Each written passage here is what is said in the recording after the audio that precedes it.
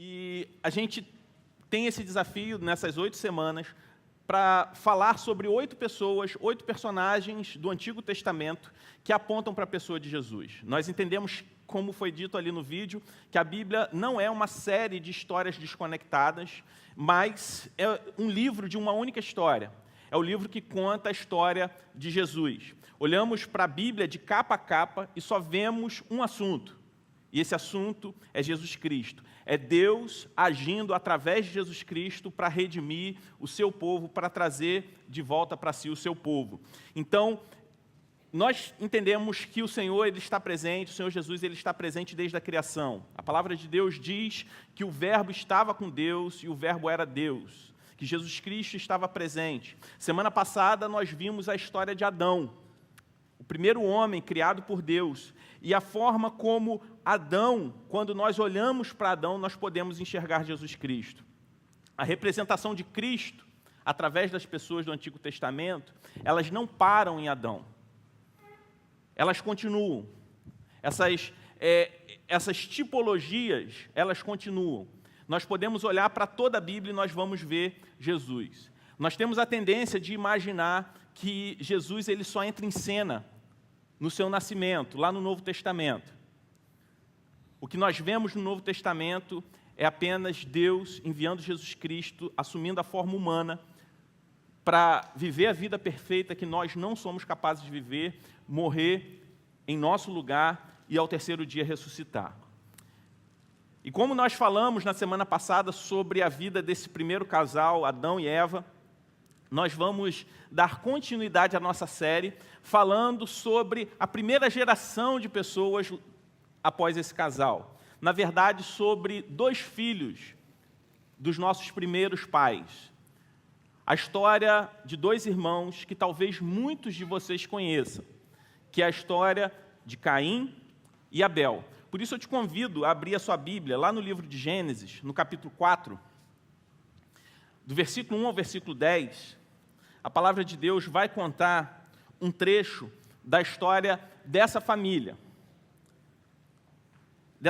que deu origem a toda a humanidade, essa família que, como consequência, gerou toda a humanidade. Nós somos descendentes desse primeiro casal.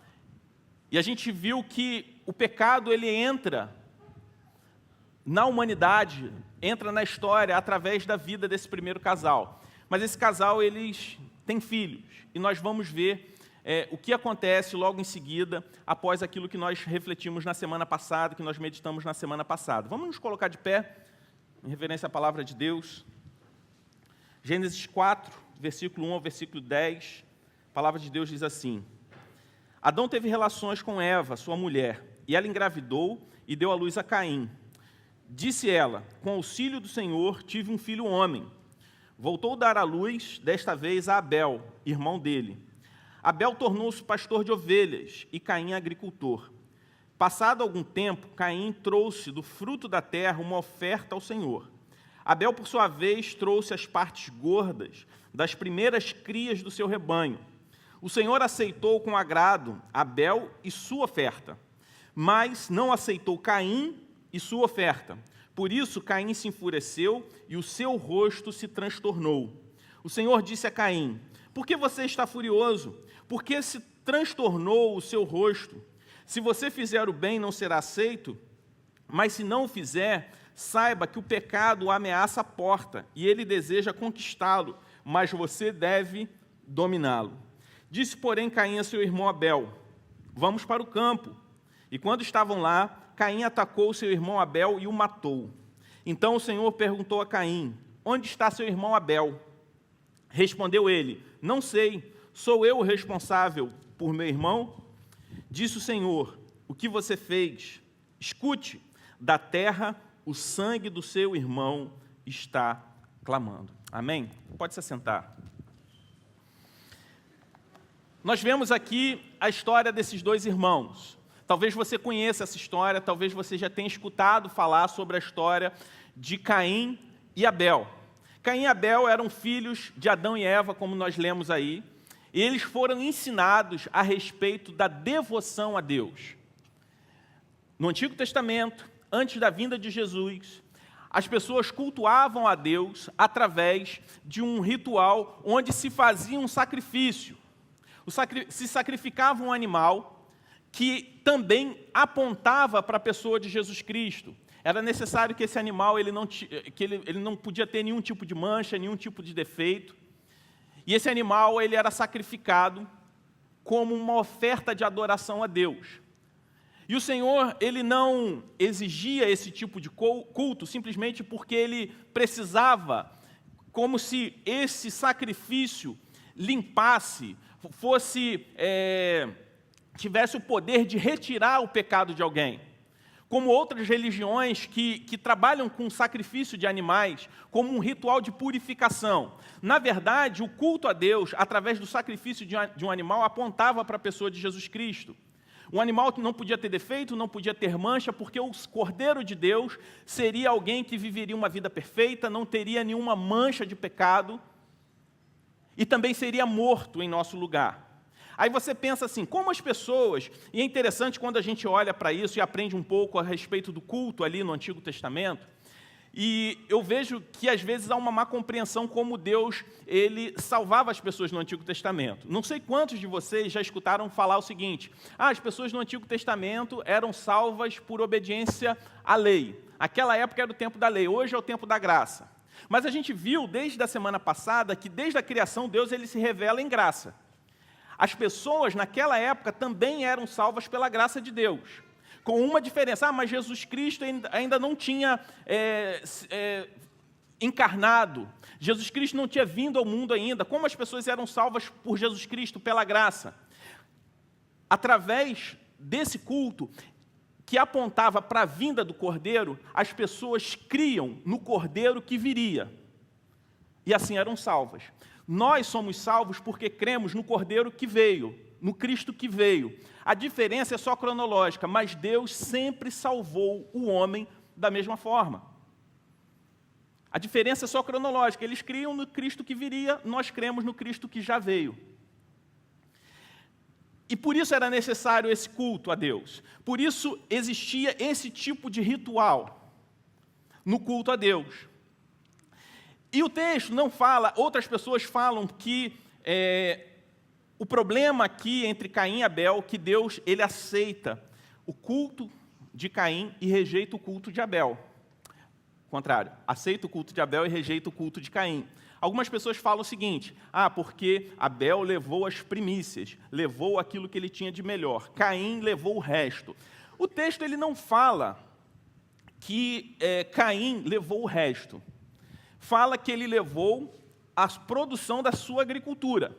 Mas um era agricultor e o outro era pastor de ovelhas. Cada um trouxe aquilo que produzia para cultuar a Deus, como oferta a Deus. E os comentaristas bíblicos, os teólogos, eles falam duas razões a respeito de Deus ter rejeitado o culto de Caim e ter aceito o culto de Abel.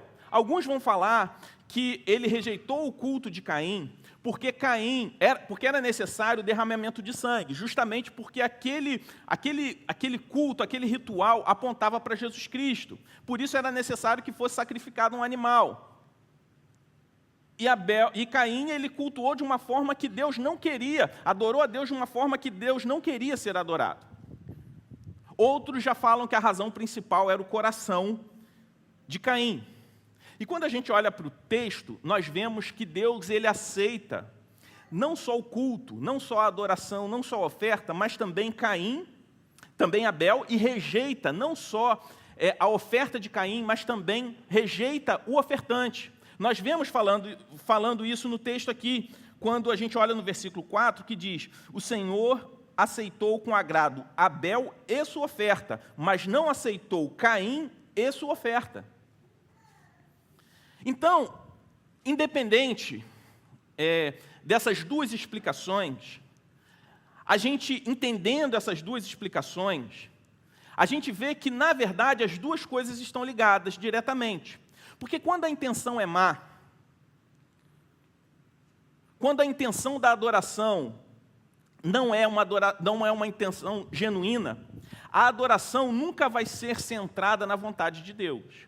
Se Deus tinha estabelecido uma forma de ser adorado, e o coração de Caim estava desvirtuado, ele não adorou a Deus com o intuito de agradar a Deus. Mas mesmo que ele tenha dado aquilo que ele tinha de melhor na sua produção, mas ele não tinha uma adoração centrada em Deus, mas em si próprio. A essência da adoração de Caim estava corrompida. E a nossa adoração revela a nossa devoção. Quando temos problema com a nossa devoção a Deus, o pecado ele se revela. E nós vemos isso, que quando Deus ele recusa a oferta de Caim, Caim ele se enfurece. E a atitude de Caim revela o seu coração. Porque Caim ele estava preocupado, ele fica com raiva do seu irmão. Adoração não é competição. Caim ele fica furioso. A adoração de Caim não estava centrada em Deus, mas nele. Porque ele queria obter mérito naquilo que ele fez para Deus. Por isso ele fica com raiva de Abel. Abel queria agradar a Deus. Caim queria competir com seu irmão. E é algo que normalmente eu falo, quando nós olhamos para o lado, nós temos a tendência, acontece duas coisas. Ou a gente se torna um arrogante, ou se torna um frustrado. Caim ficou frustrado, porque ele não estava olhando para Deus, ele não queria agradar a Deus. Mas quando ele viu que a oferta do seu irmão foi aceita, a dele não, ele ficou o quê?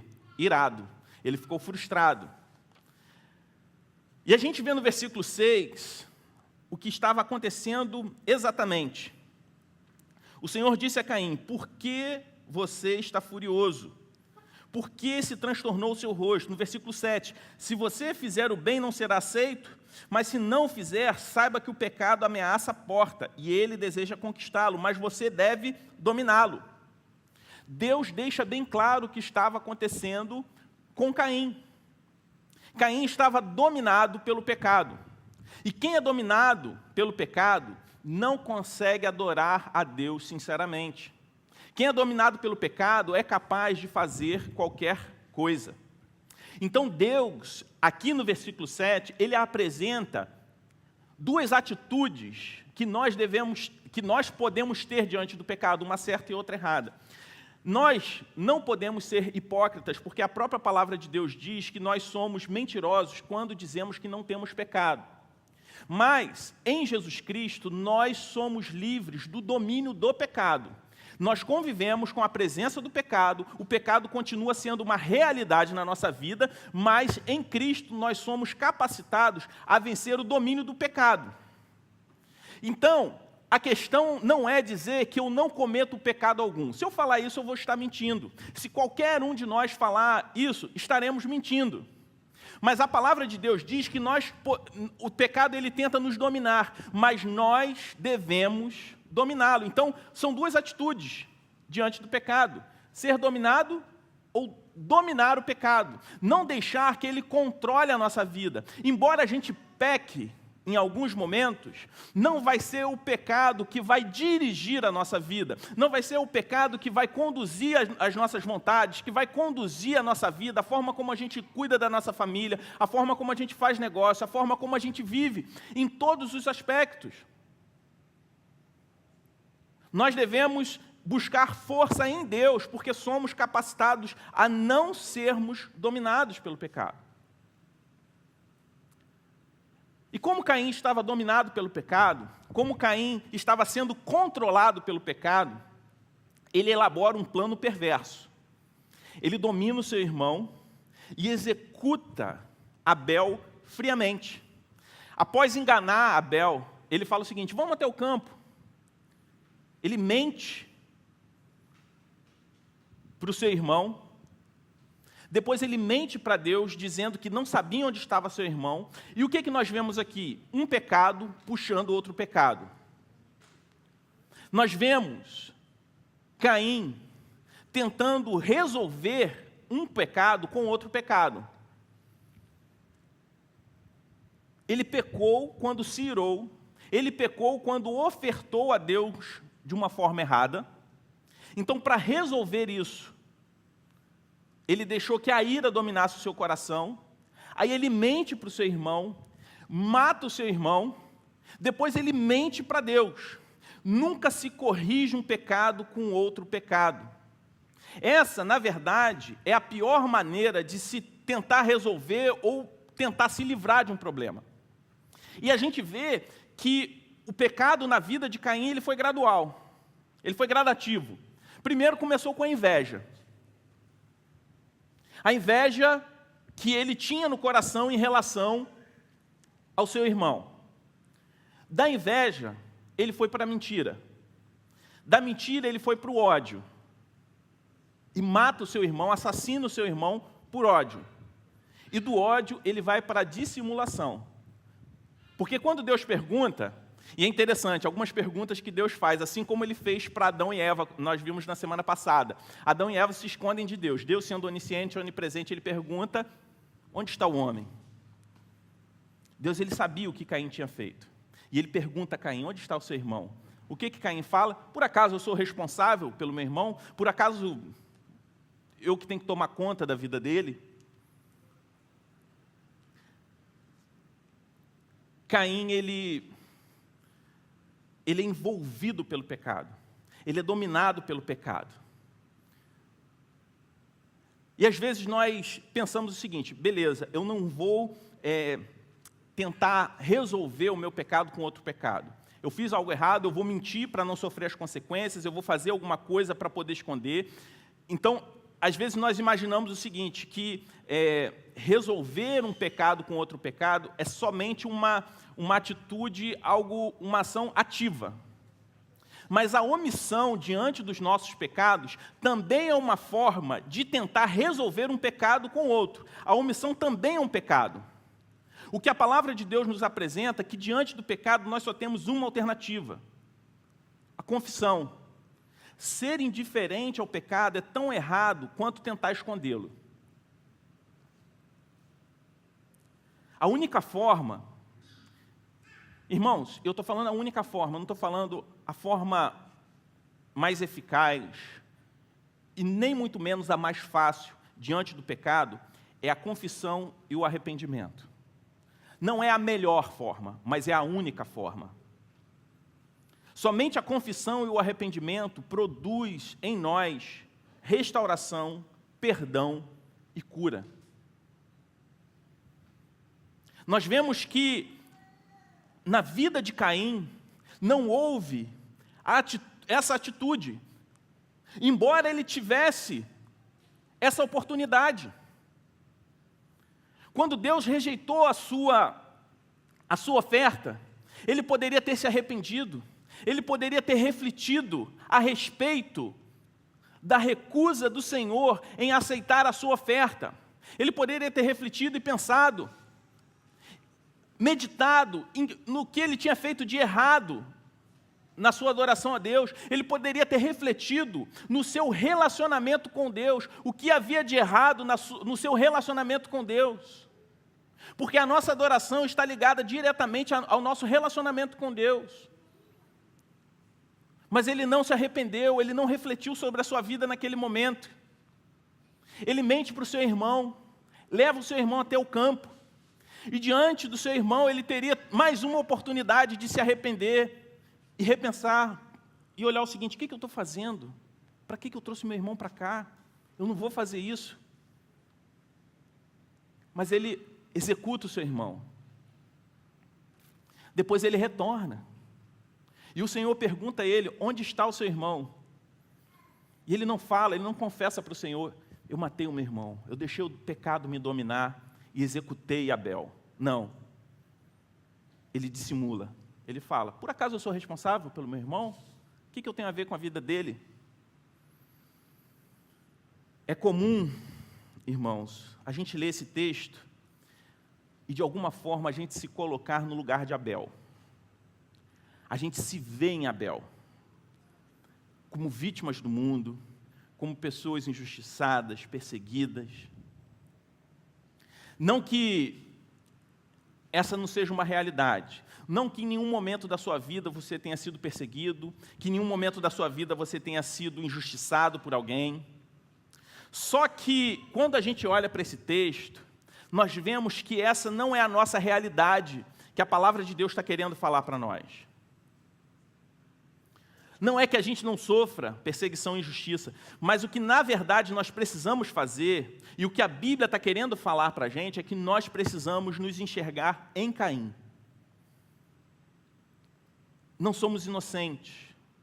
Todos nós, de alguma forma, somos como Caim. O assassinato de Abel foi a consumação de algo que já estava no coração dele, no coração de Caim. Porque é o próprio Deus que fala isso no versículo 7, que o pecado estava tentando conquistar Caim, mas ele deveria dominá-lo. Todos nós também somos pecadores, todos nós convivemos com a presença do pecado. A questão é, somos dominados pelo pecado ou dominamos com a ajuda de Deus? O pecado está sempre à porta. O pecado ele está sempre ao nosso lado, tentando governar, dirigir, controlar a nossa vida. E qual é o nosso papel? Buscar forças em Deus, para que o pecado não nos domine, mas para que ele seja dominado. Irmãos, essa semana, eu acho que o Brasil não ficou em choque, porque não está sendo amplamente divulgado. Mas não sei quantos de vocês viram a notícia de um menino, de uma criança de 7 anos de idade, que foi mutilado e assassinado pela própria mãe. E é interessante que nós vivemos um tempo em que não só um crime bárbaro desse é cometido por uma mãe, como também a indiferença da mídia, da sociedade, onde um cachorro, um cão morto num supermercado gerou muito mais comoção. Eu não estou justificando, tá, gente? A crueldade contra os animais também é algo terrível, mas a comoção no nosso país, a mobilização da mídia foi muito maior quando aconteceu esse fato aqui no Rio de Janeiro. Então nós olhamos para a história de Caim e Abel, e nós olhamos para a realidade da sociedade que a gente vive hoje em dia, nós vemos que o mesmo pecado que dominou Caim, a ponto dele cometer assassinato contra o seu próprio irmão, continua dominando pessoas, ao ponto de mãe executar o próprio filho, de irmão matar irmão, filho matar pai. Irmãos, o pecado tem um efeito devastador na vida do homem, e se não for pela graça de Deus, qualquer um de nós é capaz de fazer coisas terríveis.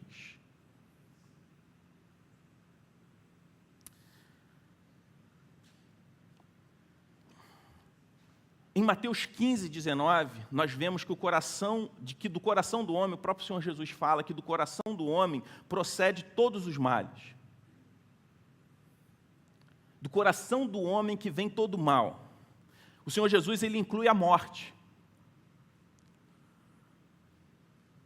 que foi o pecado de Caim.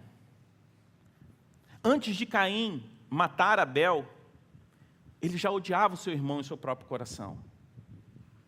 O próprio Senhor Jesus, ele fala que, ele diz o seguinte: a lei disse, não matarás, e eu te digo que se tão somente você desejar o mal ao seu irmão, já cometeu o assassinato.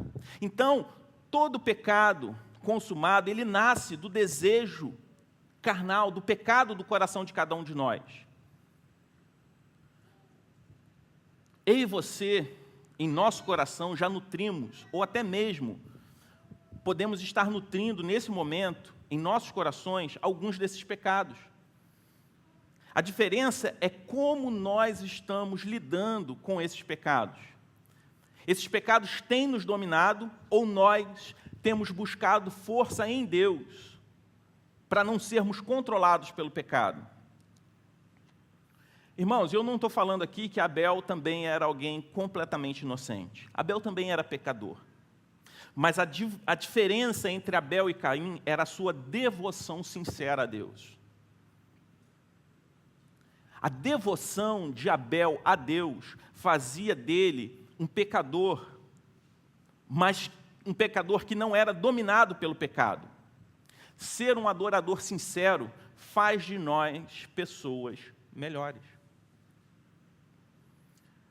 Não tem como adorar a Deus sinceramente, ter um relacionamento sincero com Deus e não ser uma pessoa melhor. Ser melhor de dentro para fora. E a pergunta, meus irmãos, quando nós olhamos para isso, não é o que as pessoas acham de você, mas é o que Deus sabe a respeito de você. Porque é possível manter uma aparência, é possível manter um exterior que vai trazer o aplauso dos homens. Mas um relacionamento sincero com Deus, uma adoração sincera a Deus, vai produzir em nós um caráter apurado. Por isso a pergunta, o que nós devemos nos preocupar, é o que Deus sabe a respeito de nós. É possível enganar os homens por anos, mas Deus sabe de todas as coisas, inclusive aquilo que nós pensamos, inclusive os assassinatos que nós não executamos, mas as pessoas que nós já matamos em nosso coração. O Senhor, Ele sabe de tudo em todo tempo, mas às vezes parece que nós sentimos mais vergonha dos homens do que de Deus. Pecamos escondido dos homens, como se Deus não soubesse de nada, como se estivéssemos escondendo aquilo que nós pensamos e praticamos também de Deus. Nós podemos enganar o mundo inteiro, até nós mesmos. Quantas vezes nós nos iludimos?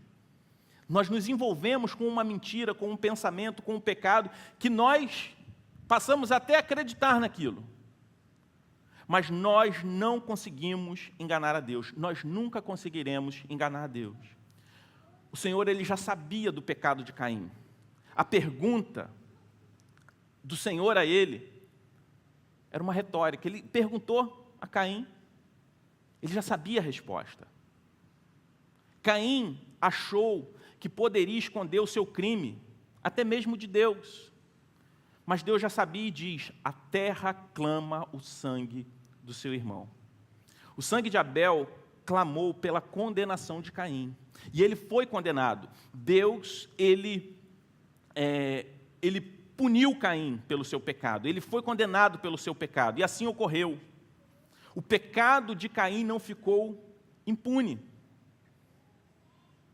O que nós vemos aqui é o mesmo Deus que se revela em graça, o mesmo Deus que é amor, é um Deus que é santo e não compactua com a injustiça, que não deixa impune qualquer tipo de pecado.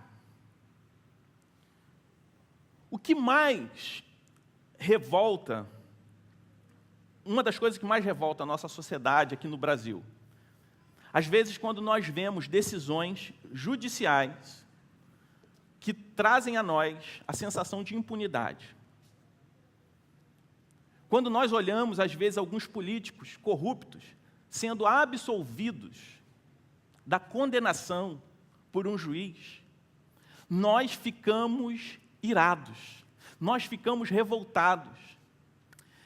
Acho que na semana passada, uma jovem de 26 anos foi executada com um tiro na nuca, na Baixada Fluminense, por causa do roubo de um celular que foi vendido minutos depois por R$200. E descobriu que a pessoa que cometeu esse crime, descobriram quem foi, mas ainda não pegaram, foi alguém que saiu da cadeia, se eu não me engano, no ano passado, estava condenado por um crime hediondo, mas teve aí um benefício de cumprir o restante da pena em liberdade. Aí aquela sensação de impunidade, a gente fica revoltado e a gente pensa, por que um juiz deu um benefício para alguém que já tinha cometido um crime parecido e agora foi solto e matou uma jovem de 26 anos por um motivo banal? Nós não toleramos impunidade. Irmãos, se nós que somos pecadores, que temos um senso de justiça, que não é perfeito, às vezes o nosso senso de justiça é manchado um pouco pelo desejo de vingança também, Se nós que somos pecadores, que gostamos de justiça, mas também somos injustos muitas vezes, que não temos um senso de justiça perfeito, não toleramos a injustiça, imagina um Deus que é santo, um Deus que é completamente santo. Por isso Deus não deixa impune o pecado de Caim, que mata o seu irmão. O sangue de Abel clamou pela condenação de Caim, e assim ocorreu. O pecado de Caim não ficou impune. Da mesma forma, os nossos pecados também clamam pela nossa condenação. Os nossos pecados não podem ficar impunes. Então nós achamos o seguinte: nós temos a tendência em imaginar, em crer na nossa justiça própria, que podemos nos esforçar em sermos bons para recebermos, para aplacarmos a justiça de Deus sobre nós. Mas quando a gente olha para esse texto e olhamos para a nossa realidade, nós vemos que nós também somos pecadores.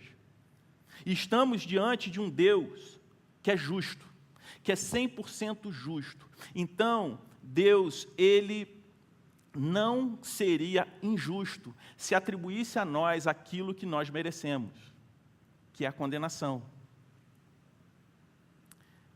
Só que quando a gente olha para essa história, quando a gente olha para a história de Abel, você pode estar ficando assustado. Caramba, Deus é justo, eu sou pecador. Você pode estar se sentindo um lixo.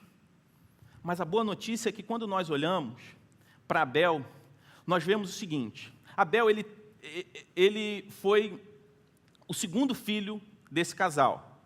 Eva, ela teve uma expressão de alegria quando Caim nasceu, que foi o seu primogênito.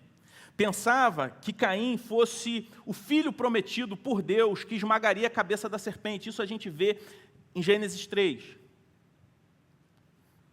Que Deus, ele faz uma promessa à mulher, que nasceria um homem que esmagaria a cabeça da serpente, que contou a grande mentira para ela, como nós vimos na semana passada. E depois ela teve Abel. E chamou Abel, que significa vaidade, coisa sem muita importância. Aí a gente olha para Abel, nós vemos que Jesus também foi desprezado e o mais indigno entre os homens. Que antes de Jesus houve um primeiro Adão, que também falhou. Nós vemos que Abel oferece um sacrifício a Deus. E quando a gente olha para isso, nós vemos Jesus que foi entregue, que ofereceu o seu próprio sangue, no maior e mais perfeito sacrifício. Nós vemos que Abel foi invejado pelo seu irmão. Caim ficou irado contra Abel, porque Deus aceitou a oferta dele e não a sua. Jesus também foi entregue a Pilatos por inveja. Abel foi morto inocente. Embora ele fosse pecador, a causa da sua morte foi injusta. Ele pagou uma pena a qual ele não merecia. Ele sofreu uma morte pela qual ele não merecia. Da mesma forma, Jesus foi morto sem ter culpa. Foi atribuída a Jesus uma culpa que ele não possuía. Abel, apesar de pecador, foi um adorador e não foi dominado pelo pecado. E nós? Como nós temos lidado com o pecado? Como anda a sua devoção a Deus? Quem controla a sua vida? É possível parecer um adorador e não ser um adorador. Abel era inocente, mas o pecado de outra pessoa trouxe a ele a morte. O nosso pecado traz consequências a outras pessoas, é outra lição que nós tiramos desse texto. Quando nós pecamos, nós ferimos até mesmo pessoas que estão à nossa volta, que nós amamos. Precisamos estar conscientes de que quando nós pecamos deliberadamente, nós desagradamos a Deus e levamos consequências, ferimos, trazemos destruição e matamos de várias formas pessoas que estão à nossa volta. O nosso pecado também nos condena, assim como condenou Caim. Somos condenados à morte espiritual e eterna, como nós vimos na semana passada.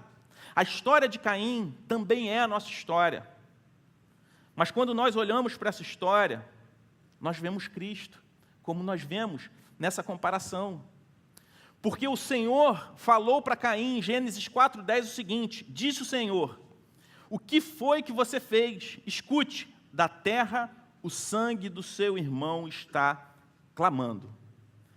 Mas a gente olha lá para o livro de Hebreus, no capítulo 12, versículo 24, nós vemos a palavra de Deus falando o seguinte: e a Jesus, o mediador da nova aliança, e ao sangue da aspersão, que fala coisas superiores ao que fala o próprio Abel.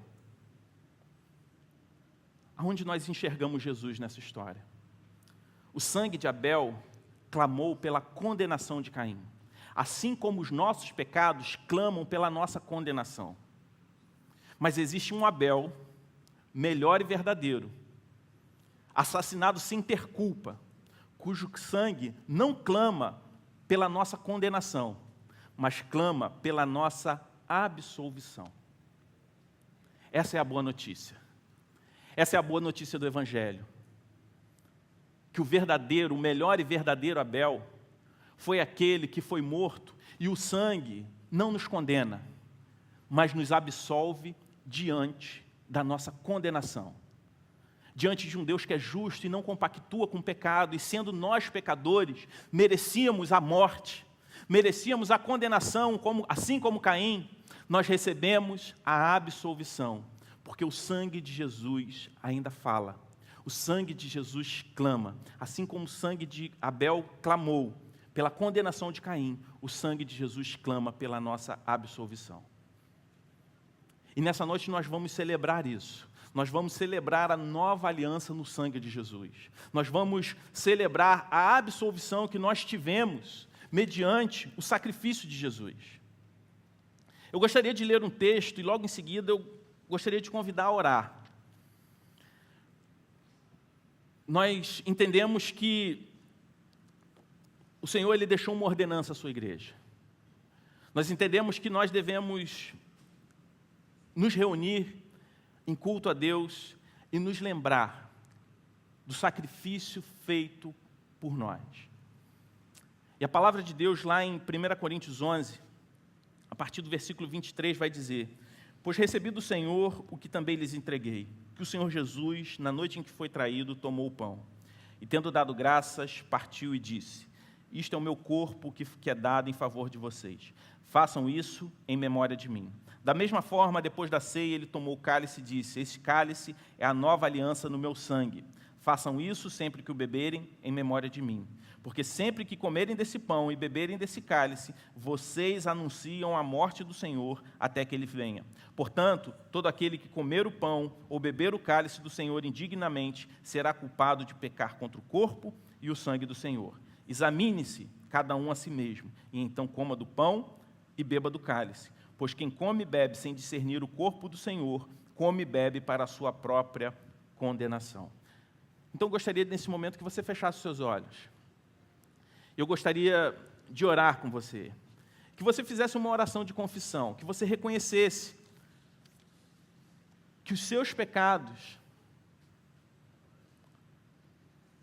que o pecado que nós cometemos, a nossa natureza de pecado nos condena. Mas que, diferente de Caim, a nossa atitude diante do pecado vai ser uma atitude de confissão. A palavra de Deus diz que nós devemos comer do pão e beber do cálice, mas antes disso nós precisamos nos examinar. E você vai ter essa oportunidade agora, de não se omitir diante do pecado, mas confessar ao Senhor o pecado que você cometeu. E logo em seguida nós vamos tomar o pão, beber do cálice, que representa o corpo e o sangue de Jesus, que foi derramado a fim de nos absolver da condenação que nós merecíamos. Nós vamos tomar o pão, que aponta para o corpo de Cristo, que foi morto em nosso lugar, que levou sobre si a morte que era minha e sua. E esse sacrifício trouxe a nós liberdade. Pai querido, nós te louvamos por tão grande amor. Nós te adoramos porque tu és bom. Nós celebramos o Senhor porque a tua bondade, o teu amor nos alcançou. E é por isso que nós estamos aqui. Nós te agradecemos porque há um Abel melhor e verdadeiro, que também derramou o seu sangue, não para nos condenar, mas para nos absolver. E é esse sangue que nos limpa, que nos torna justo, que faz de nós filhos teus. Obrigado, Senhor Deus, porque o Senhor nos tomou como filho, nos adotou como filho, Senhor Deus, e restabeleceu o contato, o relacionamento perdido por conta do nosso pecado. Obrigado, Senhor Deus, porque o Senhor nos ama, não por causa dos nossos méritos, mas nos ama apesar de todos os nossos deméritos, Senhor Deus. Obrigado, Senhor Deus, no nome de Jesus. Amém.